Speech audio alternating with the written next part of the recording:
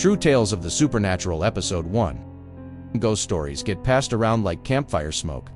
Blurry, flickering, maybe just a trick of the light. But what if some of them are true?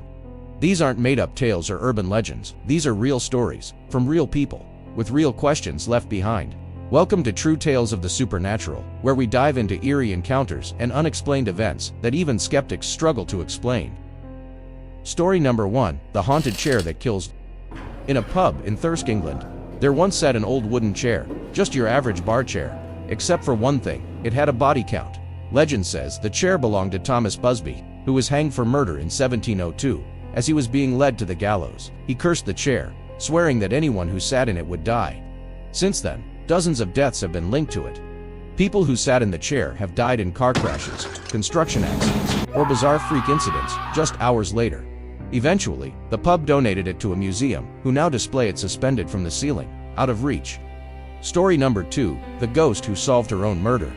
Chicago, 1977. A respiratory therapist named Remy Chua suddenly began having strange visions, and even stranger dreams.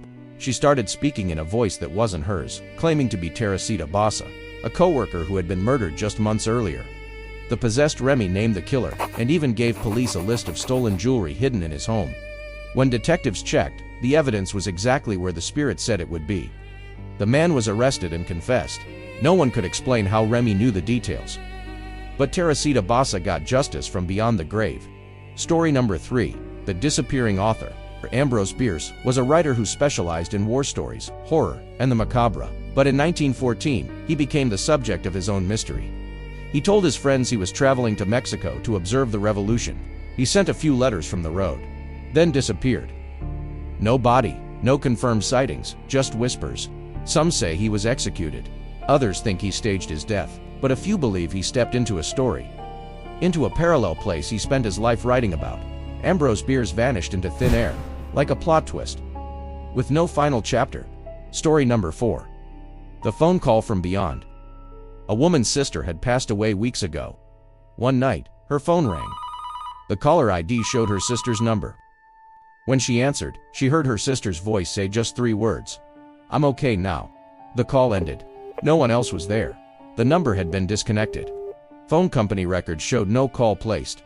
Was it a glitch, a trick, or something else? A final goodbye slipping through the cracks of reality. Story number 5, The Time-Looping Elevator.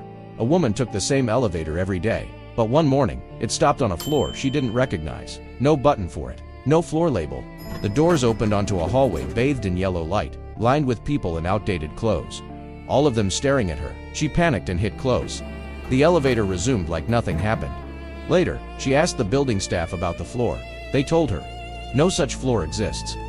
Haunted objects, messages from the dead, vanishing writers and floors that never existed. Maybe they're stories. Maybe they're warnings, if reality has cracks. These are the echoes slipping through. Subscribe to the Quirky Tome for more true tales of the supernatural. Because sometimes, the scariest things really happened.